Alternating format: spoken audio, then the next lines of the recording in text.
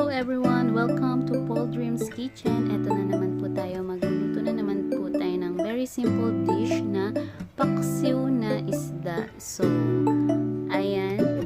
And here are the ingredients. So, meron tayong sibuyas, luya, bawang, and spring onion. So, wala akong siling haba. Kung meron kayong available, pwede nyong lagyan ng siling haba. Mas masarap. And then, ayan, ang ginagawa ko is nilalagay ko sa ilalim ng kaldero yung mga spices. So, para pag kumulo siya, ma-absorb ng isda or sumama dun sa sabaw or dun sa suka, yung mas sumama sila sa yung lasa ng mga ating spices. So, ayan, ilagay na natin sila lahat sa kaldero.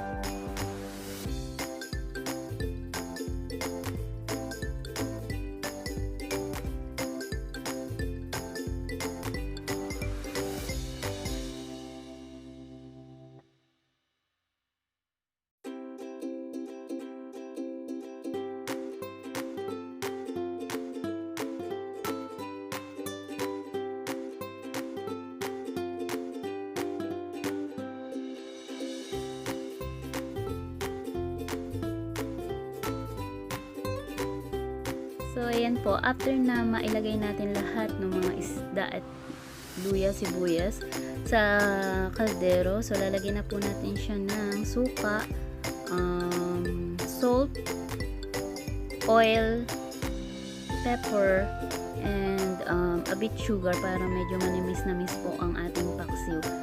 So, mas masarap din po kung patis ang ilalagay nyo. Suggestion ko lang, or kung gusto nyo itry patis, mas masarap siya sa paksiw.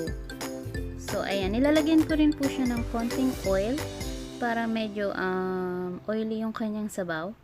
Mas masarap po para sa akin yung may konting oil para pag hinalo mo sa kanin is perfect. Ayan. So, maraming salamat po sa inyong panonood. Ito po ay simpleng recipe lang sa mga nag-start pa lang mag-aral magluto.